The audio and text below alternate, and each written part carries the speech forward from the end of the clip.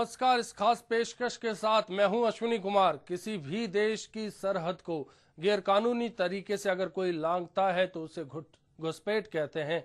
हाल में पड़ोसी मुल्क बांग्लादेश से रोजाना सैकड़ों लोग घुसपैठ कर हमारे देश में आ जाते हैं और यहीं के होकर रह जाते हैं, जो आज देश के सामने सबसे बड़ी समस्या है। इसी पर केंद्रित है हमारा आज का ये विशेष कार्यक्रम ऑपरेशन बांग्लादेशी। इस विशेष पेशकश के जरिए हम आपको बताएंगे कि क्या असर पड़ रहा है बांग्लादेशियों का भारत में बसने पर। क्या वो हमारी रोटी, क्या हमारा पानी, क्या हमारी हवा हमसे छिन रही है। तो बने रहिए आप इस पेशकश में।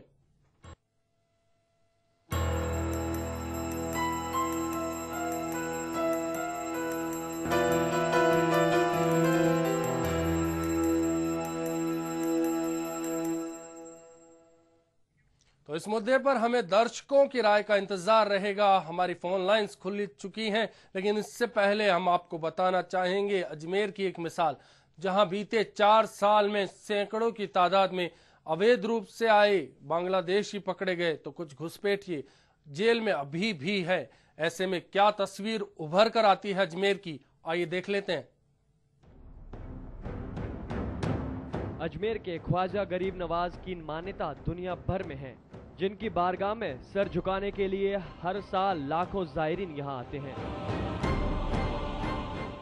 आस्था का ये मंजर उस समय दागदार हो जाता है जब उनकी पनाहगाह में कई बांग्लादेशी घुसपैठिए शरणागत पाए जाते हैं।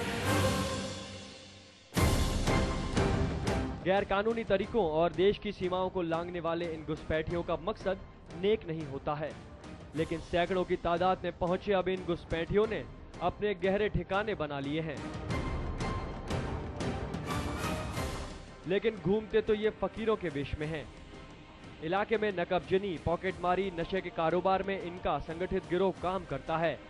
कई बार इनके खिलाफ पुख्ता कार्रवाई की मांग मुखर होती है, लेकिन नतीजा वही ढाक के 3 पात।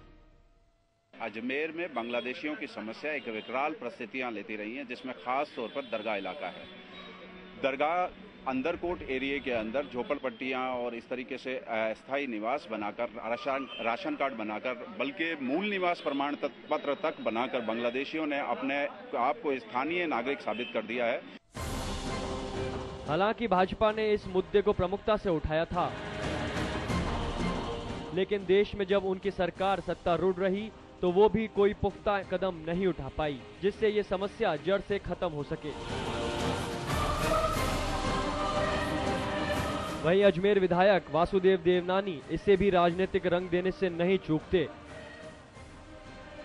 वो इसे कांग्रेस की वोट बैंक की नीति बताते हैं, मगर सरकार इस मामले में विधानसभा में पूछे गए सवालों के जवाब भी इस तरह से देती है कि उससे किसी नतीजे पर पहुंचना संभव नहीं है। अजमेर में बांग्लादेशियों की समस्या को लेकर के मैंने कई बार प्रश्न उठाया, विधानसभा में प्रश्न पूछा, मैंने याचिका पेश की। उसके अलावा अलग अलग बार, कभी 0 ओवर में, कभी किस मुद्दे पर मैंने इस प्रश्न को उठाया। कलेक्टर साहब को चिट्ठी भी लिखी और मुझे निराशा हाथ लगी कि सरकार इसके प्रति गंभीर नहीं है। जनता के आरोपों को कुछ हद तक सरकारी आंकड़े भी सही साबित करते हैं, लेकिन सरकार के माथे पर परेशानी के बल नहीं पड़ते। आइए एक नजर डालते हैं आंकड़ों पर। वर्ष 2009 बांग्लादेशी 42, वर्ष 2010 बांग्लादेशी 100, वर्ष 2011 बांग्लादेशी 41, वर्ष 2012 बांग्लादेशी 27। आलम तो ये है कि वर्तमान में अजमेर सेंट्रल जेल में 8 घुसपैठिए बंद हैं, जो आपराधिक गतिविधियों में लिप्त पाए गए थे। वहीं बांग्लादेशी भी ये स्वीकारते हैं कि वे बेनापोर बॉर्डर क्रॉस करके तो समस्या हमारे सामने है। पड़ोसी मुल्क से घुसपैठ होती है, हमारे यहाँ क्राइम बढ़ता है, आतंकवादी घटनाएं होती है। भिखारी बनकर ये बांग्लादेशी हमारी सड़कों पर घूमते हैं और देश को शर्मसार होना पड़ता है।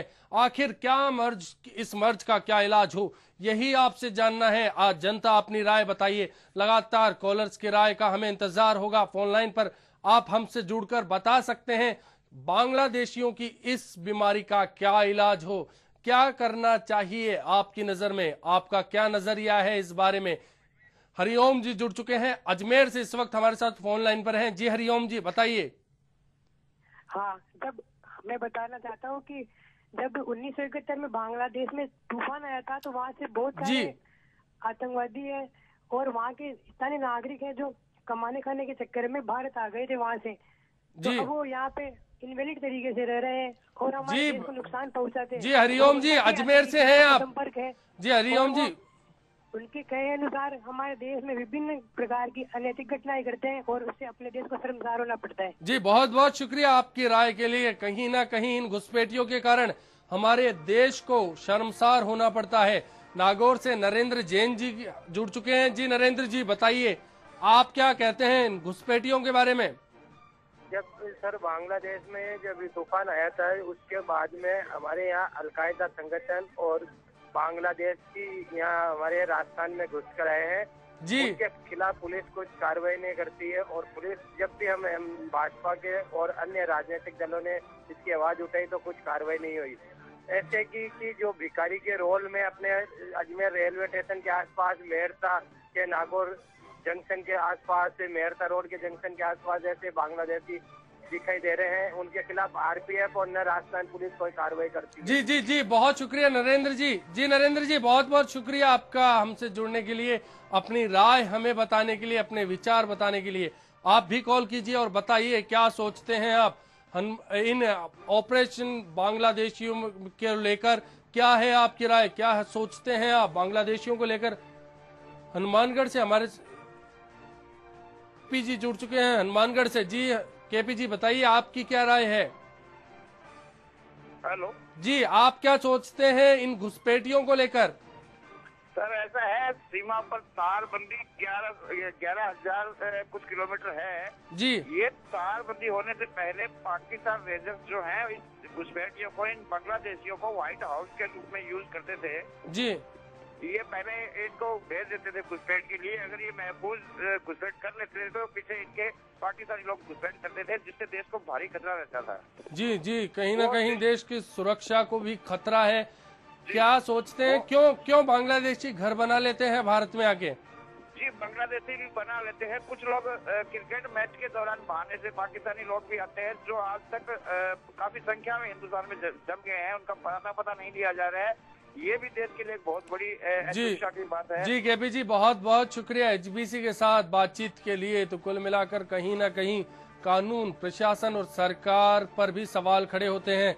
अनिल जी जुड़ चुके हैं, जयपुर से फोन लाइन पर हैं। जी अनिल जी बताइए क्या कहेंगे आप? सर ये बांग्लादेशी यहाँ पे आकर के जो बस गए हैं, इन लोगों ने क्या नाम है यहाँ की टोटल मजदूरों को सबको लाचार कर दिया है। जी बिल्कुल सर, बहुत ज्यादा ये लोग परेशान करते हैं, आए दिन आतंकवाद फैलाते हैं इस जगह। आपको कहाँ परेशानी महसूस हुई इन बांग्लादेशियों के कारण? सर मैं अजमेर में गया था सर अभी दरगाह के अंदर जी। वहाँ पे जितने भी चरस इसमें गांजा अफीम जो भी जितने भी ये लोग करते हैं सब इन्हीं लोगों के काम है सर। जी अनिल जी बहुत बहुत शुक्रिया एचबीसी के साथ जुड़ने के लिए और अपने विचार रखने के लिए। तो कहीं ना कहीं ये सवाल अब उठने लगा है, क्या खत्म होगी ये समस्या? बांग्लादेशी घुसपैठ देश के लिए समस्या बन चुकी है। सरकार, प्रशासन जानकर भी बेखबर है। कैसे खत्म होगी ये समस्या, यही सवाल है। आप फोन कीजिए और बताइए अपनी राय, अपने विचार। क्या लगता है आपको देश में बढ़ते अपराध, देश में बढ़ती अन्य घटनाओं के लिए ये बांग्लादेशी घुसपैठ ये कहीं ना कहीं जिम्मेदार है? हमारी फोन लाइन खुल चुकी है। मेरे सहयोगी किशनगढ़ से मनवीर जी जुड़ चुके हैं इस वक्त हमारे साथ। जी मनवीर जी बताइए आप क्या कहेंगे? पहले मनवीर जी अपने टीवी सेट की आवाज कम कीजिएगा। टीवी की आवाज कम करके ही बोल रहा हूँ सर मैं। जी मनवीर जी बताइए क्या सोचते हैं आप? सर मैं ये सोचता हूँ सर, जैसे दीमक लकड़ी को खाया था ना सर जी, उसी तरीके से बांग्लादेशी घुसपैठी हमारे हिंदुस्तान को इतना खोखला कर देंगे। जी इन बांग्लादेशियों का सर निपटारा सरकार को जल्द से जल्द करना पड़ेगा। या सरकार अगर इनका निपटारा नहीं करेगी तो हमारा देश खोखला हो जाए, इससे हमारी बहुत बड़ी क्षति होगी सर। जी बिल्कुल, आपकी राय के लिए बहुत बहुत शुक्रिया, अपने विचारों के लिए बहुत बहुत शुक्रिया। जयपुर से सरोज जुड़ चुकी हैं। जी सरोज जी बताइए आप क्या कहेंगे? मैं ये कहना चाह रही हूँ क्योंकि हमारे जयपुर में भी और बाहर भी जहाँ देख रही हूँ बांग्लादेशियों की बस्तियाँ बस रही हैं। जी हमारे पास में नले हैं, नले के पास जो वैसी जमीन है खाली पड़ी है उन्होंने बना लिए और इस समय हमारे राशन कार्ड बन रहे हैं। पूरे बांग्लादेशियों ने राशन कार्ड बनवा के अपना कब्जा कर लिया है। आए जी। दिन लूटपाट हो रही है, सब में बंगालियों के हाथ है। बिल्कुल कहीं घरों ना में तो कहीं तीन हक महिलाएं छीना जा घुसे, रहा है। समाज ने पोतों का काम करी, सब बंगाली औरतें। ये घर का पूरा नक्शा ले आती है, आए दिन चोरियां हो रही हैं, चैन लूटी जा रही है, सब में बांग्लादेश। इस तरह अगर बांग्लादेशी बनता रहा तो भारत ही एक बांग्लादेश नाम हो जाएगा इसका। जी जी सरोज जी, बहुत बहुत शुक्रिया आपका, आपकी राय का। बीकानेर से इस वक्त हमारे साथ श्याम जी जुड़ चुके हैं। जी श्याम जी, आप बताइए क्या सोचते हैं आप? जी श्याम जी, अपनी जी जी जी श्याम रतन जी, आप क्या सोचते हैं बताइए। साथ ही अपने टीवी का वॉल्यूम कुछ कम कर लीजिएगा। जी जी श्याम जी, बताइए क्या सोचते हैं आप? बांग्लादेशी घुसपैठियों की समस्या है सर, इसके लिए ज्यादातर तो सरकार को सोचना चाहिए जी, और खासकर इसका इंतजाम पुलिस वालों को सौंपना चाहिए और पुलिस वाले कड़ी निगरानी में इन्हें पकड़कर वापस उनके देश बांग्लादेश भेजना चाहिए सर। बीकानेर या आसपास के कहीं इलाके में आपको लगा कि ये बांग्लादेशी घुसपैठिए आपके लिए या पड़ोसियों के लिए या शहर के लिए सिरदर्द बन रहे हैं? हाँ जी सर, ये प्रायकर ये लोग क्या है सर, हाँ जी, ये प्रायकर सरदर्दी पैदा करते हैं। जी जी श्याम जी, बहुत बहुत शुक्रिया। जी श्याम रतन जी, बहुत बहुत शुक्रिया हमसे जुड़ने के लिए आपका। तो सवाल बरकरार है। इस बीच मुश्ताक जी जुड़ चुके हैं, नागौर से फोन लाइन पर है। जी मुश्ताक जी, बताइए क्या कहेंगे इन घुसपैठियों के बारे में आप? हाँ जी जी, इन घुसपैठियों को लेकर आपकी क्या राय है? जी मुश्ताक जी, जिस तरह से बांग्लादेशी घुसपैठिए भारत में आते हैं, गैर कानूनी तरीके से आते हैं, अपराध करते हैं, बदनाम कोई और होता है, क्या कहेंगे आप? ये बांग्लादेश से आ जाते हैं, पाकिस्तान से रास्ते से होके आ जाते हैं, नेपाल के किधर से भी आ जाते हैं जी, और ये अपने जो यहाँ पर पहचान पत्र बनवा लेते हैं, राशन कार्ड बनवा लेते हैं। प्रशासन इसको इजाजत देती है, इनको पहचान पत्र बनाने देती है, इनका राशन कार्ड बना के देती है। गवर्नमेंट इन पे क्यों नहीं लगाम लगाती है? आज लेते हो, राय लेने से क्या है, गवर्नमेंट की राय इसमें क्या है, वो यहाँ की जो राजस्थान सरकार की राय क्या है, उसमें इनको पूछा जाए कि भाई ये क्यों आ रहे हैं, क्या बात है। राय से खाली कुछ काम नहीं चलता है, इन पे लगाम लगाने से काम चलेगा। जी बिल्कुल, एचबीसी की यही कोशिश है कि आवाज बने एचबीसी आपकी। मेरे सहयोगी मनवीर अजमेर से फोन लाइन पर जुड़ चुके हैं। मनवीर, बताइए अजमेर के लिए कितनी बड़ी समस्या है बांग्लादेशी? हाँ देखिए अश्विनी, बांग्लादेशियों की घुसपैठियों की जो ये समस्या है, ये केवल अजमेर की बात नहीं है, ये संपूर्ण राष्ट्र के लिए एक बहुत बड़ा चिंता का विषय है जी। लेकिन अगर हम बात केवल अजमेर की करते हैं तो ये बात कई बार साबित हो चुकी है कि अजमेर के जो दरगाह इलाका है, वहाँ पर बड़ी संख्या के अंदर बांग्लादेशी अवैध रूप से निवास करते हैं जी। सबसे बड़ी बात और सबसे बड़ी चिंताजनक बात यह है कि इन बांग्लादेशियों में से कई ऐसे हैं जिन्होंने कि अपने वोटर आईडी कार्ड बनवा लिए, अपने राशन कार्ड बनवा लिए। मनवीर कहाँ, मनवीर सब कुछ हुआ है जो स्थानीय लोग हैं उनके सहयोग से, लेकिन अब क्योंकि वो अपनी पहचान एक भारतीय के रूप में बना चुके हैं तो उनको पहचान करना बहुत मुश्किल हो चुका है। मनवीर समस्या, जी मनवीर, समस्या क्यों पैदा हुई? क्या प्रशासन सोया है? क्या सरकार अपना काम नहीं करती? क्या पुलिस वाले अपना काम नहीं करते? खाना पूर्ति करना चाहता है तमाम महकमा?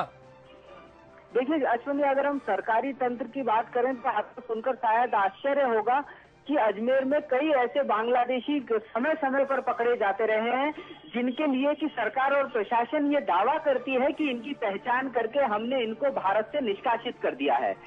यानी कि एक बार जिसको पुलिस बांग्लादेश राइफल्स को सौंप कर आ चुकी है, पता चलता है कि 15 दिन बाद वही व्यक्ति एक बार फिर से पकड़ा गया।